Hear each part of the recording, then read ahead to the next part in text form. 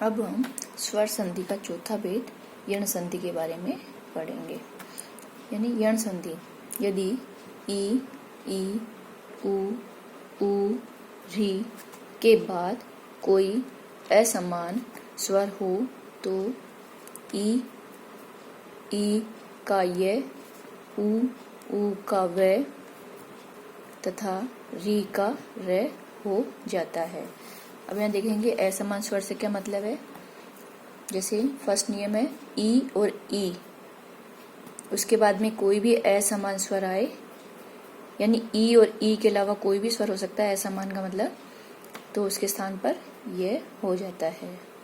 उसी प्रकार से उ और उ के बाद कोई भी स्वर आए, असमान स्वर होना चाहिए, यानी उ और उ के अलावा कोई भी स्वर हो तो उसके स्थान पर वह हो जाता है।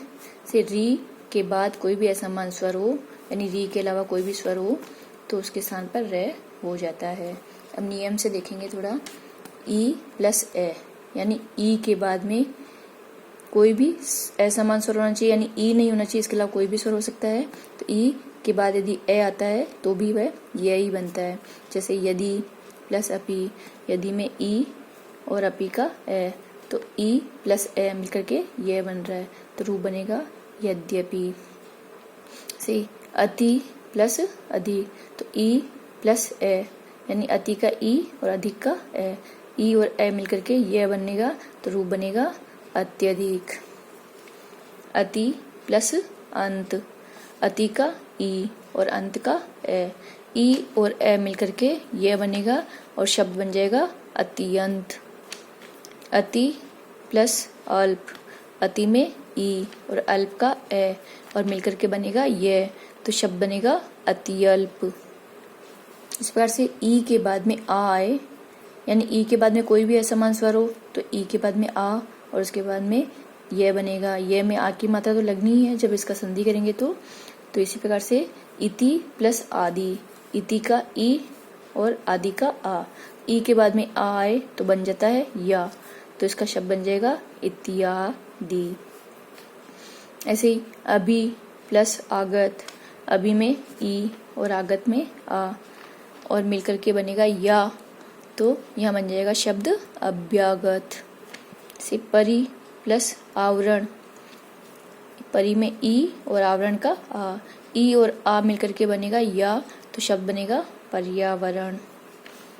अति प्लस आचार, अति में ई और आचार का आ मिलकर के या, तो बनेगा शब्द अत्याचार। इस प्रकार से ई के बाद में ए आए तो यह बनेगा। देवी प्लस अर्पण, देवी में दीर्घ ई है, अर्पण का ए, तो ई के बाद में असमान स्वर यानी ए आ रहा है तो उसके बाद में भी यही बनेगा, तो शब्द बन जाएगा देव्यर्पण। ऐसे नदी प्लस अर्पण, नदी में ई, अर्पण का ए, तो इस शब्द बनेगा नद्यर्पण। से ई के बाद में आ आता है तो यह बन जाएगा, तो देवी प्लस आगमन, देवी में ई और आगमन का आ, तो ई के बाद में आ है तो उसके बाद में क्या बनेगा या, तो यहाँ बन जाएगा देव्यागमन। से सखी प्लस आगमन, तो यहाँ पर सखी का ई, आगमन का आ, तो ई के बाद में आ है तो बनेगा या, तो यहाँ बन जाएगा सख्यागमन।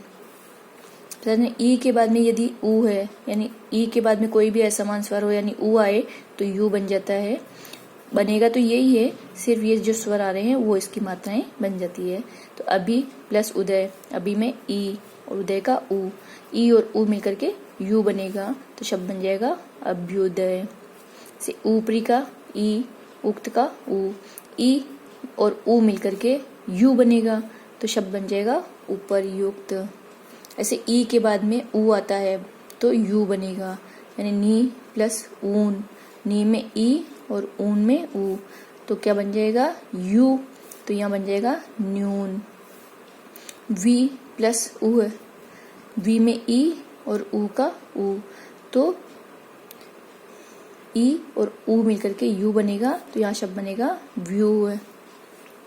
घर से ई के बाद में उ आता है तो यू बन जाएगा, तो सखी उचित, सखी का ई, उचित का उ, तो ई और ऊ मिलकर के यू बनेगा तो सख्युचित शब्द बनेगा। ऐसे ई के बाद में ऊ आता है तो यू बनना चाहिए, तो नदी प्लस ऊर्मी। नदी में ई, दीर्घ ई और ऊर्मी का ऊ, ई और ऊ मिलकर के यू, बड़ा यू बनेगा, तो यहाँ शब्द बनेगा नद्यूर्मी। ऐसे ई के बाद में ए आता है तो ये बन जाएगा प्रति प्लस एक ई, उसके बाद में ए तो बन जाएगा ये, तो शब्द बनेगा प्रत्येक। जैसे ई के बाद में आई आता है तो यही, यानी दो मात्रा बन जाएगी, लग जाएगी, दीर्घ बन जाएगा। सखी प्लस ऐश्वर्य, सखी में ई दीर्घ है और आई मिलकर के आई यही बनेगा, तो सख्यैश्वर्य। ई के बाद में अंग आता है तो यंग हो जाता है, प्रति प्लस अंग, तो प्रति में ई, अंग में ए। ई के बाद में अंग आता है तो बनेगा यंग, यानी शब्द बन जाएगा प्रत्यंग।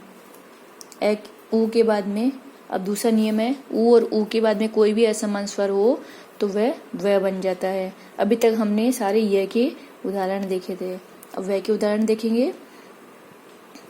ऊ के बाद में ए आता है तो वह बनेगा सु प्लस अच्छ, सु में ऊ और अच्छे का ए। ऊ के बाद ए है तो उसके स्थान पर बनना चाहिए वह, यहाँ बन जाएगा स्वच्छ। सु प्लस आगत, ऊ के बाद में आ आता है तो वाह बन जाएगा, तो सु यानी ऊ आगत का आ, तो ऊ और आम आकर के वाह बनेगा, तो यह बन जाएगा रूप स्वागत। ऊ के बाद में आ आता है तो वाह, तो वधु प्लस आगमन, वधु में ऊ, आगमन में आ, तो ऊ और आ मिलकर के वाह बनेगा, तो शब्द बन जाएगा वध्वागमन।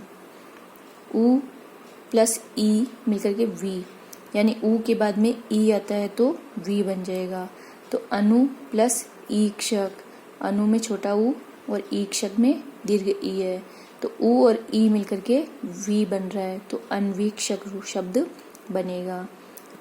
फिर तीसरा नियम, री के बाद में कोई भी असमान स्वर हो और रे उसके स्थान पर रे बन जाता है, तो यहाँ पर री है, री के बाद में यदि ए आता है तो रे, और री के बाद में ई आती है तो री बन जाएगा। जैसे पितृ प्लस अनुमति, तो पितृ में री ऋषि और अनुमति में ए, तो री और ए मिलकर के बनता है रे, तो यहाँ बन जाएगा पित्रानुमति।